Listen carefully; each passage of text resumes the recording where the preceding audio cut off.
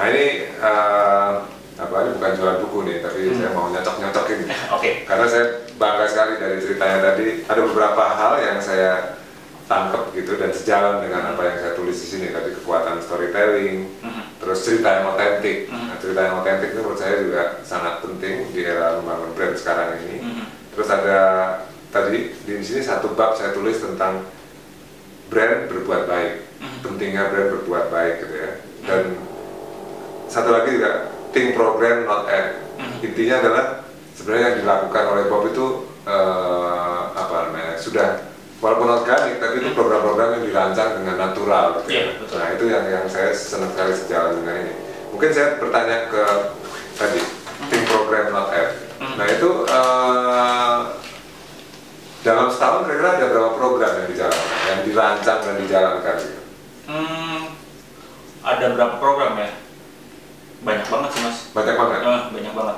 Itu melalui brainstorming atau gimana kalau bisa dikatakan proses kreatifnya gitu? Ada brainstorming dengan tim di dalam sendiri, intern. Ya. Maksudnya saya dengan pegawai-pegawai saya, dengan teman-teman pegawai saya. Terus yang kedua ada accidentally. Jadi kayak teman-teman misalkan teman-teman komunitas, baik itu komunitas musik, komunitas pencinta alam, atau komunitas penikmat film dan sebagainya, itu datang ke kita, terus kita kolaborasi, itu bisa jadi satu agenda. Cuman memang kita juga ada satu sisi di mana kita berbenturan dengan finance gitu. Jadi memang ada satu budget promo dalam 1 tahun gitu. Ini mau diapain aja. Memang ada akhirnya ada yang dipisah selama 12 bulan ini kita mau ngapain aja. Ada juga yang dentumannya besar gitu. Dan memang selalu ada satu tema besar dalam 1 tahun. Walaupun kita baru usaha 2 tahun ya, Maksudnya waktu 1 tahun, waktu 2011 itu temanya memang adalah musik gitu, atau seni. Jadi fokusnya ke sana, gimana caranya kita membuat sebuah event, sebuah program yang memang menyentuh hal tersebut gitu.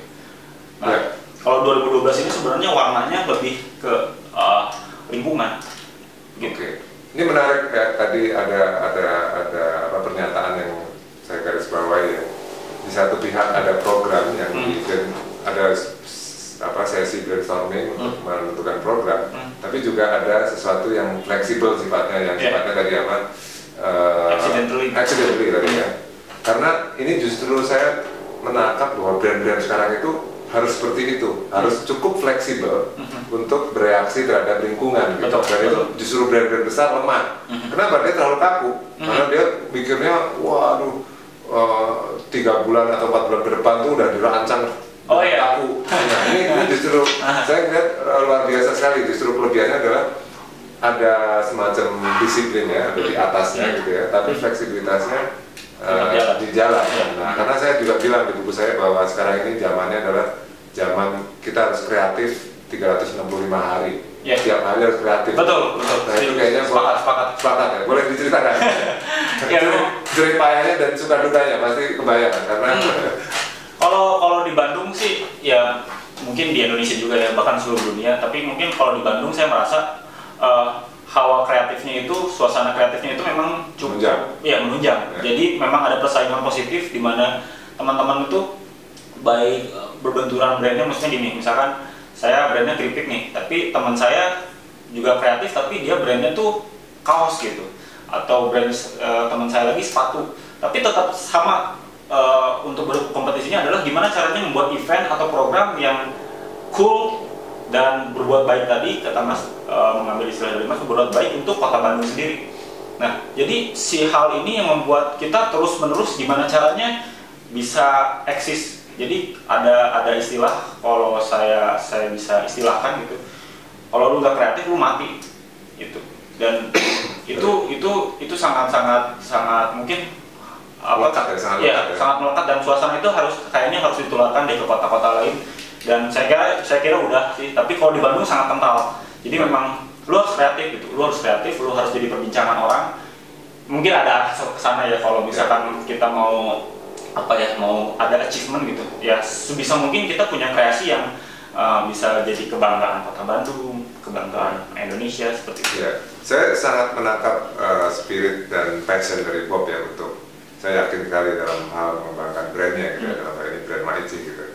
Nah, saya pengen tanya nih yang terakhir nih, kira-kira ke depannya rencananya seperti apa atau mungkin mimpinya seperti apa gitu. Karena ini menurut saya dalam membangun brand itu penting sekali, mimpi segala macam ya. Mau dibawa kemana?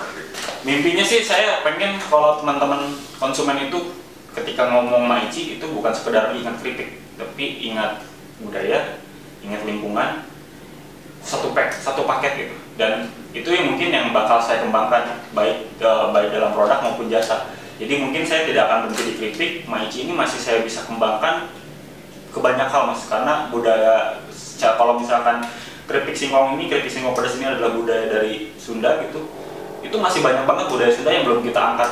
Dan menurut saya Maichi si emak tok fikih ini bisa jadi kendaraan. Ya, bisa menjadi kendaraan untuk mengangkat produk-produk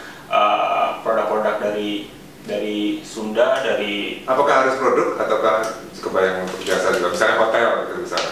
Sangat kebayang mas. Sangat kebayang ya, cuman maksudnya pelan-pelan tapi juga smooth tapi pasti gitu ya, karena mungkin hal-hal tersebut saya masih banyak belajar dan banyak yang masih saya tahan, maksudnya supaya kita nggak bisa seperti waktu di awal kita bikin keripik gitu ya, karena mungkin teman-teman konsumen juga sudah ada judgement mungkin nilai Maichi ini sampai mana kalau tiba-tiba saya buat dengan sesuatu yang ekspektasinya low expectation gitu, jadi sayang sih. Jadi makanya apa yang mau saya ulik produk dan jasa Maichi ini memang masih sangat sangat hati-hati. Artinya dari Bob kelihatan sekali tidak cepat berpuas diri ya dengan ini udah punya Maichi terus aduh udah nih menghimpun uang lah gitu ya. Menghimpun uang jelas sih mas ya, karena ya mau idealis apapun kita harus realistis gitu ya. Karena kalau kita ngebela idealis tapi poin saya gini, poin saya tadi kan ada keinginan kuat untuk membangun brand Maichi ini ya. Iya, betul. Dengan extensionnya yang sangat mungkin gitu ya, sangat mungkin, dan itu akan lebih menghasilkan profit yang lebih besar gitu. Saya sangat nangkep spirit itu gitu. Nah, apakah itu menjadi kulturnya Bob atau gimana? Itu kan semacam kultur inovasi ya berarti kan? Itu di tim apakah terbangun juga seperti itu untuk brainstorming, gimana kalau kita bikin ini, atau hanya benar-benar fokus di kritik dari yang tim yang ada sekarang? Dari tim yang sekarang, kalau dari produksi makanan ya, itu sudah sangat jalan mas. Jadi setiap hari selalu ada mencoba dan ada yang akhirnya kita keluarkan produk baru. Tapi kalau dari sisi produk yang lain, loncat dari keripik, loncat dari makanan, itu memang masih timnya masih sedikit. Tapi ada timnya. Tapi ada. Disiplin untuk itu ada. Gitu. Ya, disiplin untuk itu ada. Tapi kalau untuk makanan itu sudah sangat, istilahnya semua orang itu bisa berkreasi gitu. Ya banyak banget lah. Tapi kalau yang lainnya masih. Tapi jadi perhatian gitu. Kenapa saya menggarisbawahi ini, karena saya jadi ingat brand Korea ya. Korea itu kan sekarang ya Invasion, Korean Invasion. Kita tahu sejarahnya Samsung kan juga gitu kan. Dia punya tim culture of innovation-nya dibangun dari tim, akhirnya dia yang sekedar dulu cuman supplier chip untuk komputer, akhirnya dia sekarang jadi raksasa seperti ini karena dia rajin sekali untuk ngembangin produk ini, produk itu gitu. Nah, ini menurut saya yakin ya, brand Indonesia itu bisa gitu ya untuk menjadi seperti itu, dan saya menangkap spiritnya Bob gitu. Mungkin ada pesan terakhir atau ada yang mau disampaikan terakhir? Kayaknya masih semangat.